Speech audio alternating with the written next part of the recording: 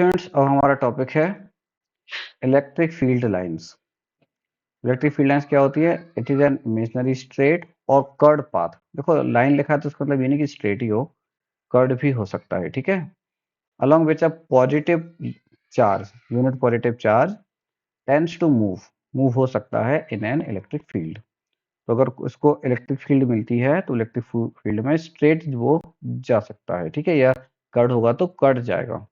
तो जैसा भी उसका पाथ होगा उसको हम फील्ड से फील्ड की लाइन से हम उसको रिप्रेजेंट करेंगे। ठीक है, तो यहाँ पर आपको मिलेगा सबसे पहले पॉजिटिव चार्ज के लिए। ठीक है, अगर कोई चार्ज पॉजिटिव है, यहाँ पर स्मॉल क्यू लिखा है, कैपिटल क्यू लिखा, तो आपको डाउटफुल नहीं होना है, वो बेसिकली कैपिटल क्यू ही है। ठीक है, तो यहाँ पर आप इसको कैपिटल क्यू कर लेना। तो अगर कैपिटल क्यू 0 से ज़्यादा है, मतलब चार्ज की वैल्यू पॉजिटिव है, तो अगर पॉजिटिव चार्ज होगा तो इलेक्ट्रिक फील्ड लाइन्स हमेशा कैसी होंगी? इससे आउटवर्ड होंगी। ठीक है, तो आपको बस ऐसे आउटवर्ड लाइन्स बना देना है और कुछ नहीं करना है। इस सेंटर से पास होने वाली बननी चाहिए, तो ये वाली थोड़ी सी इसको आप सही कर लेना। ठीक है, तो इसको हम बोलेंगे कि ये इलेक्ट्रिक फील्ड लाइन्स कैसी है? रेडियली आउटवर्ड है। ओके, अगर नेगेटिव होगा तो जस्ट उसका अपोजिट हो जाएंगी और कुछ नहीं है अलग से। ठीक है,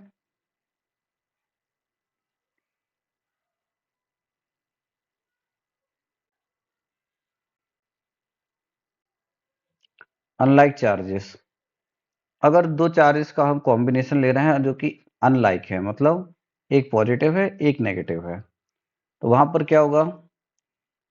पॉजिटिव से हमें मालूम है कि फील्ड लाइंस आउटवर्ड निकलती हैं। ठीक है, तो वो आउटवर्ड ऐसा जाना चाहती हैं, लेकिन नेगेटिव से अट्रैक्ट हो जाएंगी तो वो यहाँ जाने लगेंगी।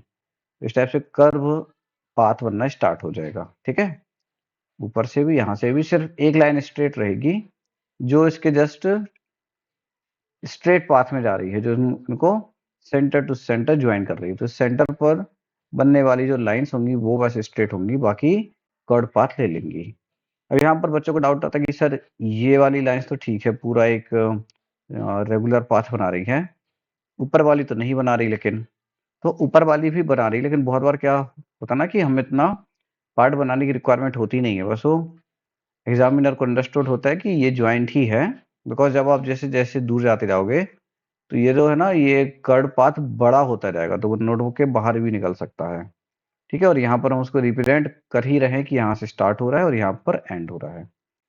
तो ये हो गया अनलाइक चार्जेस। यहाँ पर एक नेक्स्ट टॉपिक आपको डायपोल देखने को मिलेगा। तो डायपोल जब स्टार्ट होगा तब वहां पर भी आपको यही सेम डायग्राम बताया जाएगा। ठीक है,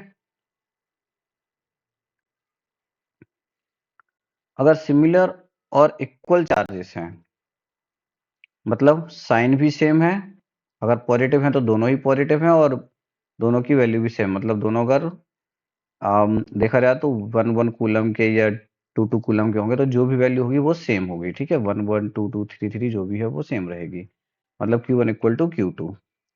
तो अब दोनों पॉजिटिव है तो ये लाइंस क्या होंगी? रिपेल होंगी। वहां पर क्या हो रहा था अभी? अनलाइक चार्जेस में अट्रैक्ट हो रही थी, यहाँ पर क्या होंगी? रिपेल होंगी अब। ठीक है, तो एक लाइन है ऐसा सीधा जाना चाहती थी, यहाँ पर आप देखोगे ये लाइन ऐसा सीधा जाना चाहती थी, लेकिन ये दूसरी लाइन से रिपेल होगी और ये कहीं दूसरे डायरेक्शन में इस टाइप से मूव होने लगेंगी ये सब। ठीक है, इस टाइप से ये मूव होना स्टार्ट हो जाएंगी।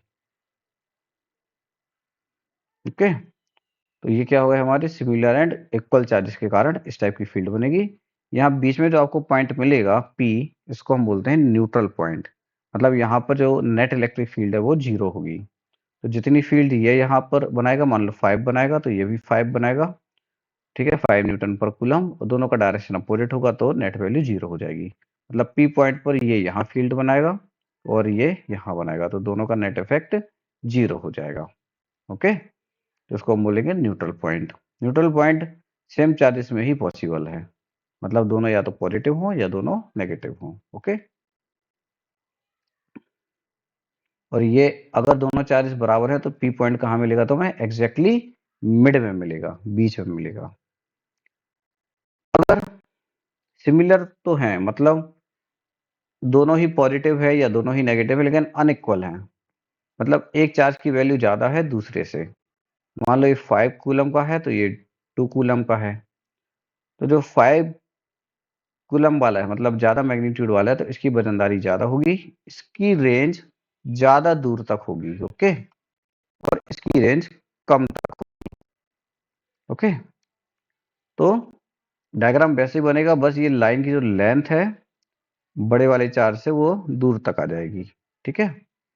वो दूर तक आ, अब अगर यूनिफॉर्म इलेक्ट्रिक फील्ड की बात होती है तो यहाँ पर आपको ये कंसिडर करना है कि कुछ पॉजिटिव चार्जेस हैं इक्वल डिस्टेंस पर, मतलब ये डिस्टेंस अगर 1 सेंटीमीटर है तो ये भी 1 होगा, ये भी 1 होगा, और कुछ दूरी पर ऐसे ही आपको negative charges equal equal distance पर रखे हुए मिलेंगे। तो अब जो फील्ड लाइंस बनेगी वो कैसी बनेगी? पॉजिटिव से नेगेटिव की डायरेक्शन में, पॉजिटिव से नेगेटिव की डायरेक्शन में। तो ऐसी 4 लाइन यहाँ पर मैंने बना दी है, चारों लाइन एक दूसरे से क्या होंगी? पैरेलल होंगी और इक्वल डिस्टेंस पर होंगी, ओके? मतलब डिस्टेंस आप मान लो 1 सेंटीमीटर, 1 सेंटीमीटर, 1 सेंटीमीटर। तो यहाँ पर जो इलेक्ट्रिक फील्ड आपको फील होगी इस रीजन में, वो कैसी होगी? यूनिफॉर्म इलेक्ट्रिक फील्ड होगी।